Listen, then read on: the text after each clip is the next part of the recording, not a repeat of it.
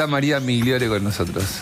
Buenos días, Gonzalo, ¿cómo andás? ¿Qué haces, María? ¿Cómo estás? ¿Todo bien? Bien, ¿y ustedes? Bien, todo bien. Vamos a hablar de un tema de siempre, ¿no? 2 de cada 10 jóvenes de entre 16 y 24 años consumieron alguna droga.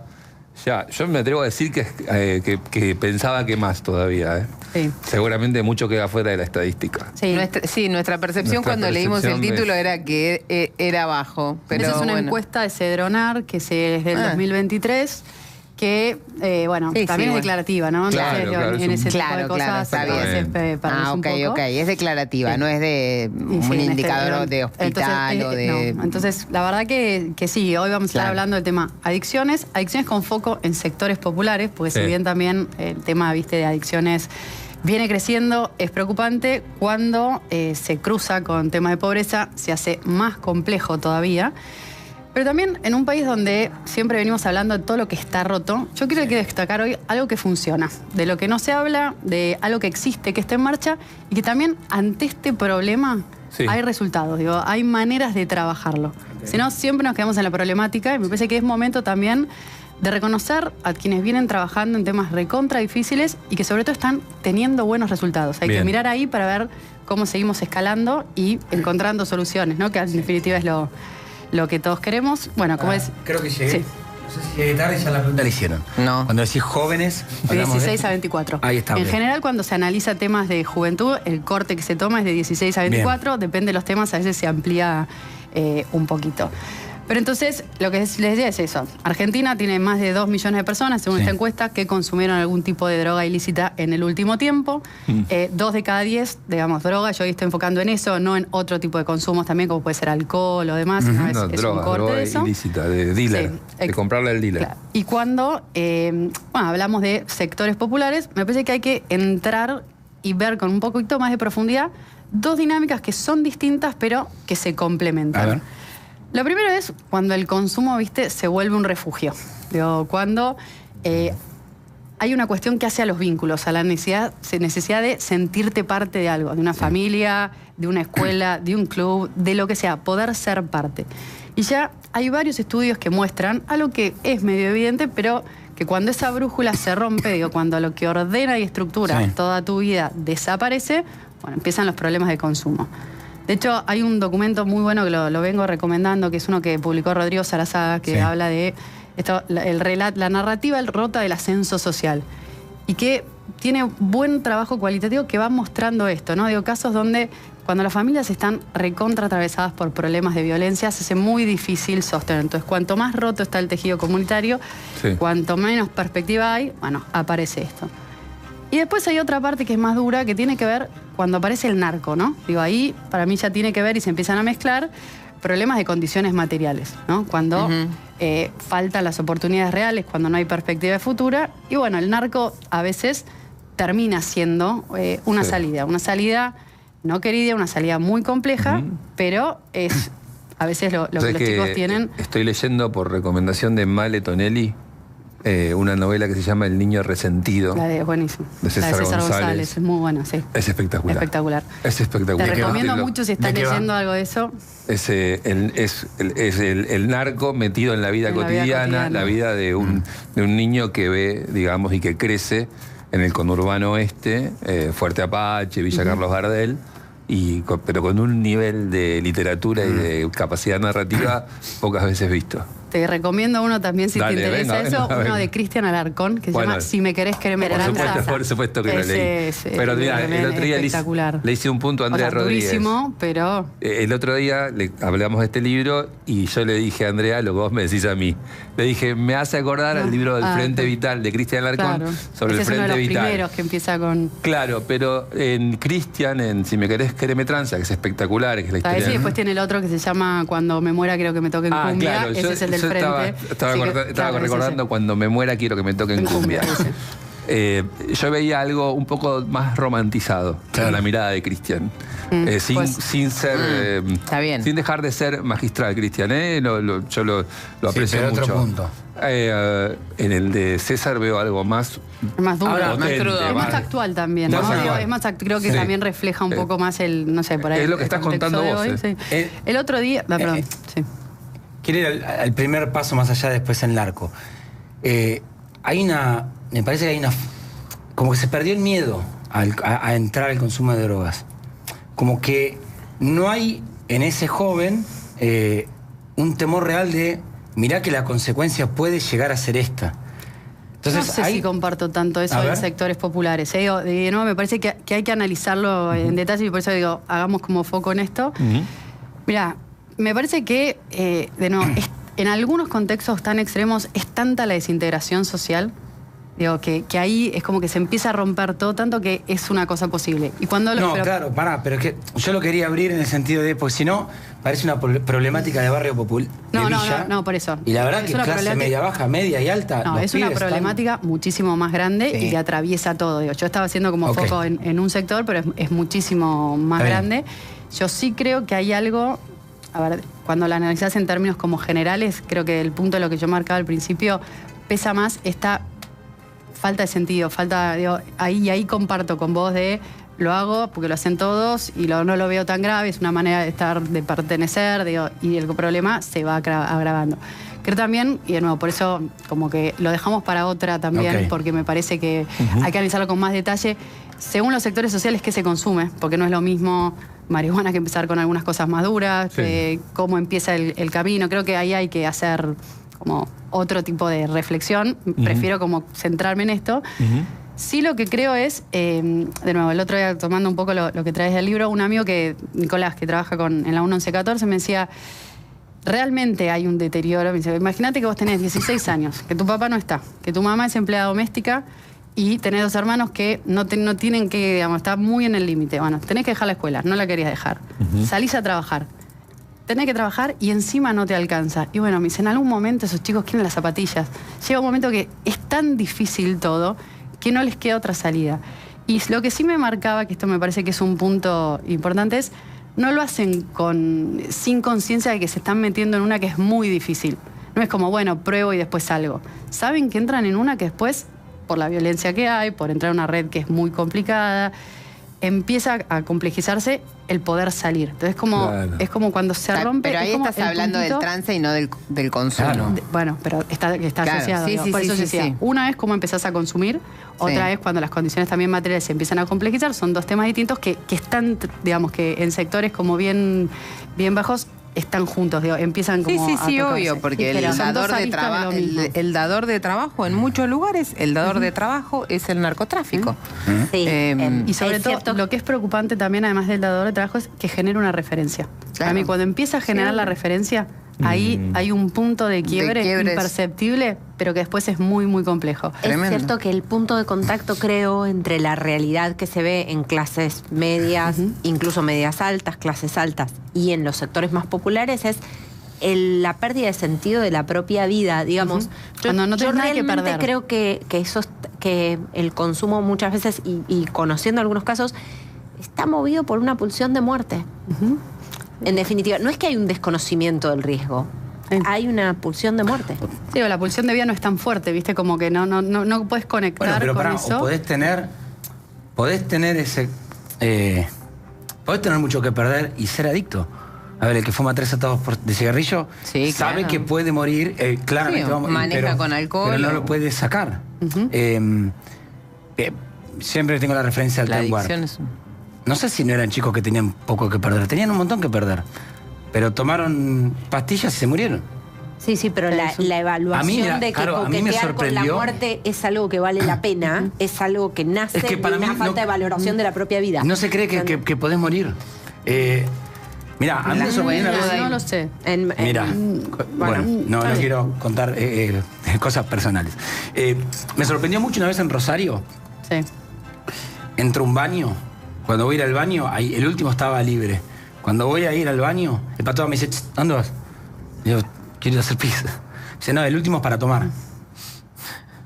Yo dije, listo, está todo roto. Está todo, empezás a habilitar ciertas... Y cuando hablé con el dueño del lugar, le digo, che, se te fue todo el demonio.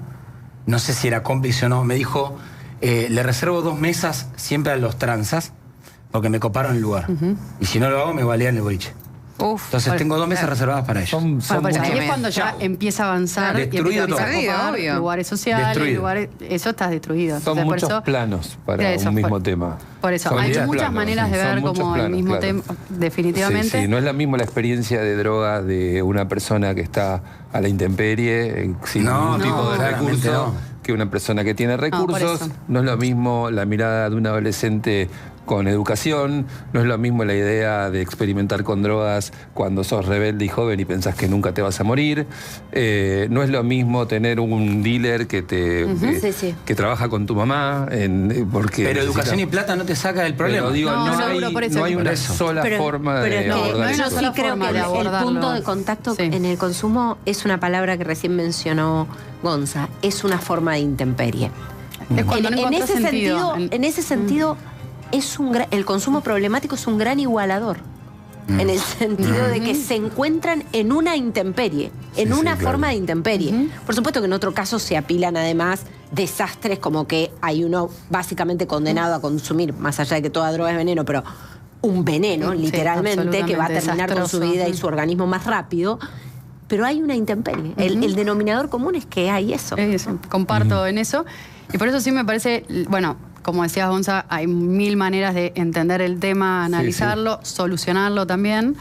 Creo que, volviendo al punto del caso de lo que estamos hablando, el consumo en estos sectores, y tomando un poco también el caso de lo que vos contabas, esta conciencia siempre que los lugares vacíos, digamos, no quedan vacíos, los lugares se ocupan. Entonces, ¿qué es importante que haya organizaciones que estén llevando adelante ese tipo de trabajo justamente para tratar, primero de prevenir, pero después de ser como un dique de contención? De dejar, de evitar que algunas cosas puedan seguir avanzando. Y en esto que yo quería traer hoy tenemos este problema que está, pero también hay caminos de solución, porque si no, de nuevo, siento que todo el tiempo nos quedamos... Estamos aprendiendo del problema.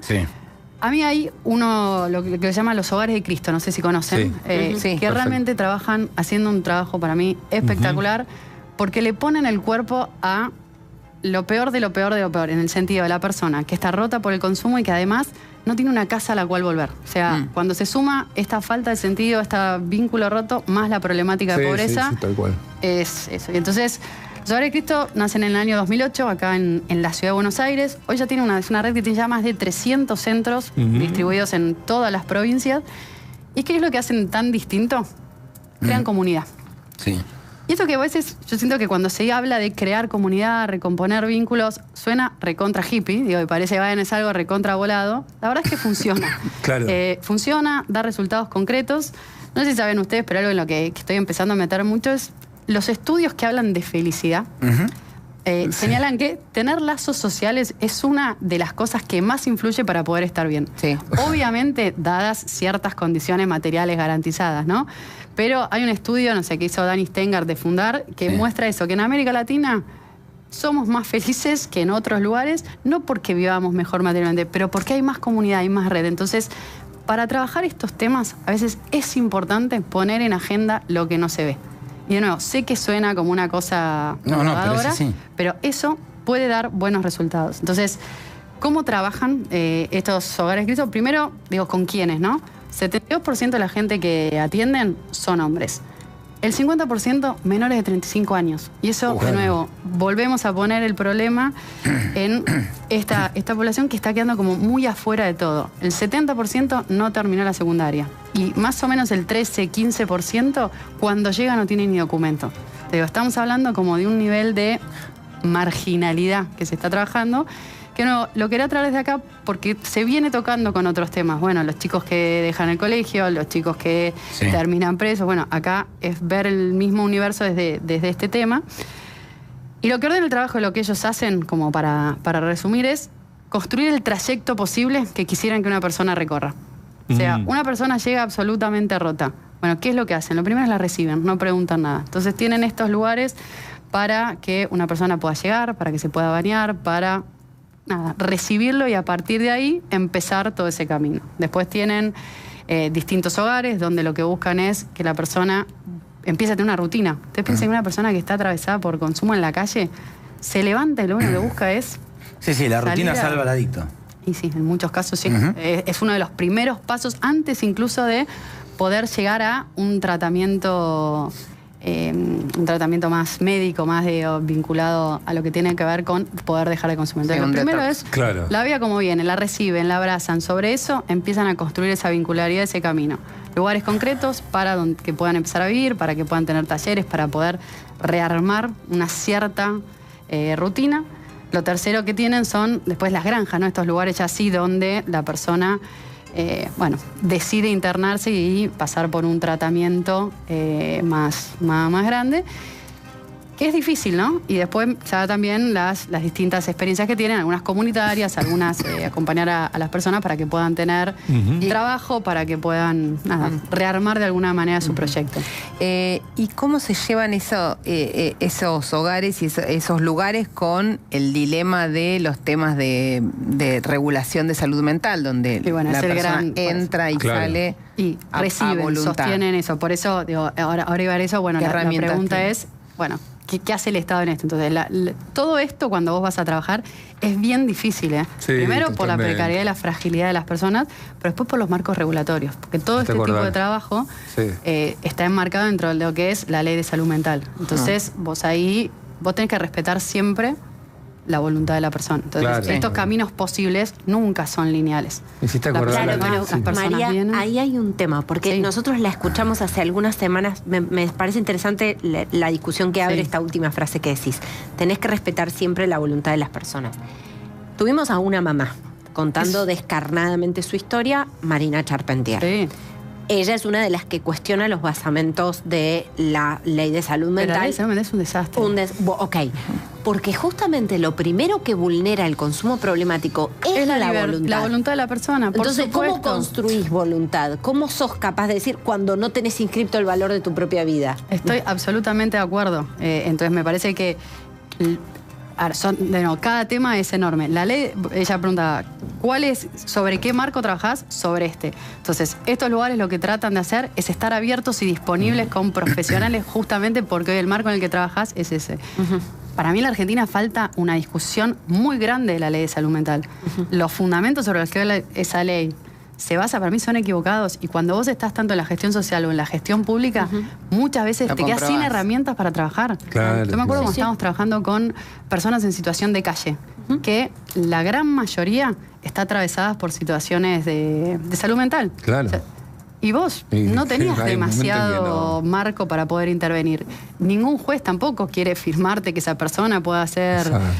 Entonces, creo que esa es una discusión recontra importante que hay que dar y que también atraviesa todos los sectores. Yo me acuerdo también de juntarme con muchísimas madres que venían desesperadas porque sus hijos estaban atravesando situaciones de consumo, les robaban a las propias familias para poder salir a comprar y venían con desesperación a decir, ayúdennos a hacer algo porque tenemos que internarlo o que tenga algún tipo de acompañoñamiento. Entonces ese tema es central ponerlo en agenda. Creo que lo de los hogares de Cristo me hiciste acordar a... yo supongo que es pre-Hogares de Cristo, fines de los 90, había muchas granjas de recuperación, se le decían. Es fea la expresión granja de rehabilitación. Pero en el conurbano bonaerense y una práctica de la militancia en Acción Católica, que yo justamente era militante de Acción Católica, era ir los sábados a las granjas a pasar el tiempo con gente que estaba... Y me acuerdo que de ahí salían con canastos, los chicos salían con canastos al tren. Eso sigue pasando. Sigue pasando. Tomás el subte y te encontrás. Una de las actividades era ayudarlos con el laburo de preparar los panificados. Para que después salir. Y muchos de esas actividades que se hacen no solamente para poder sustentarlos, sino justamente para que los chicos puedan sostener una rutina. Es como práctico. La preparación de poder empezar a que puedan como reinsertarse. Totalmente. Entonces creo que la relación de este caso, Hogares de Cristo, que laburan muy bien con buenos resultados, con el Estado, ¿qué tiene que hacer el Estado en esto? Lo primero, iba a traer esto que trajo Caro, es la ley de salud mental. Creo que el Estado tiene que dar una discusión muy profunda sobre la regulación y los marcos sobre los cuales se trabajan todos estos temas. Lo segundo tiene que ver con seguir fortaleciendo. En 2014 se creó un programa que es muy bueno, que fortalece todo lo que son casas de atención, acompañamiento, los Hogares de Cristo y muchas otras organizaciones están inmersos en estos programas. Son programas que siguen existiendo, que hay que fortalecer. Y tercero, un tema que estoy como recurrente también, tiene que ver con, ellos están logrando lo que el Estado solo no lograría.